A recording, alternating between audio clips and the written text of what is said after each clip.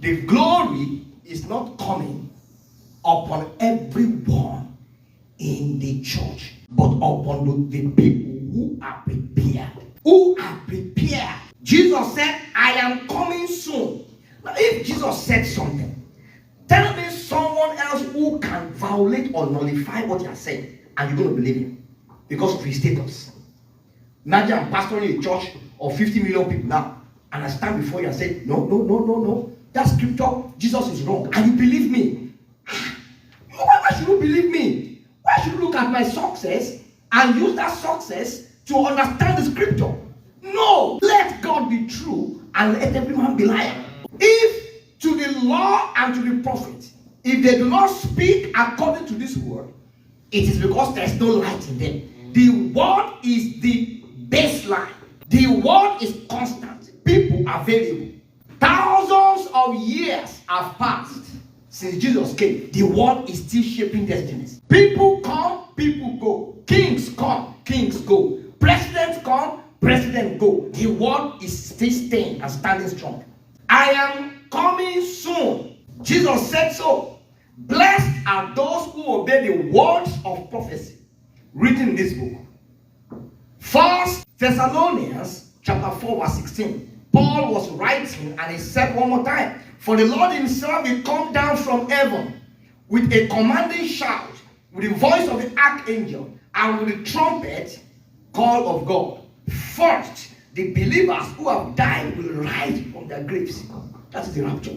That it has not happened doesn't mean it will not happen. Now, a man of God cannot come because he has whatever years of ministry and tell you that Jesus is not coming, and you give him an audience. Anybody that says that Jesus is telling lie is a false prophet, is a messenger of the devil.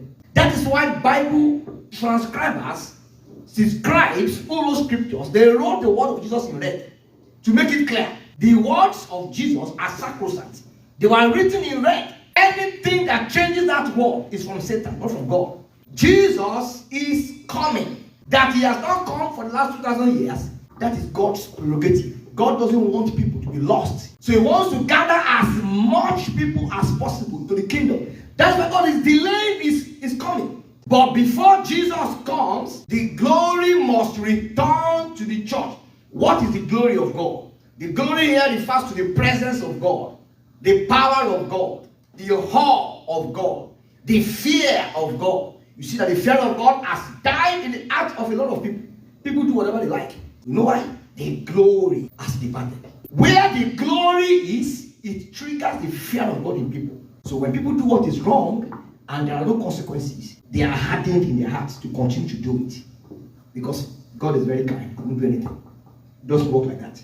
When the glory of God is in a generation, the fear of God is there. The judgment of God is there. So when people do what is wrong, particularly God's children, God disciplines them.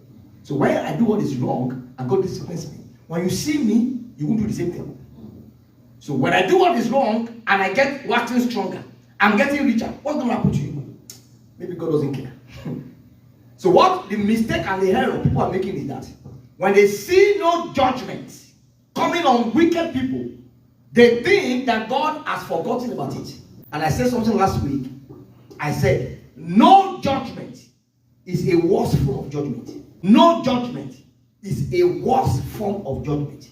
When God disciplines and judges people for their error, it isn't a mark of mercy. Because other people will see the judgment of God on those people and they won't do the same thing. So when God stays silent and doesn't do anything, doesn't punish people, people should be crying. They should be crying. What Paul said in Romans chapter 1 will be what will happen to them. God has given them over to a reprobate mind. Anytime God doesn't judge, people should be crying. It means that God has given them away, which is a worse form of judgment. God has rather disciplined me when I'm wrong than abandoned me, like Ephraim. Ephraim is joined himself to idol. Let him alone.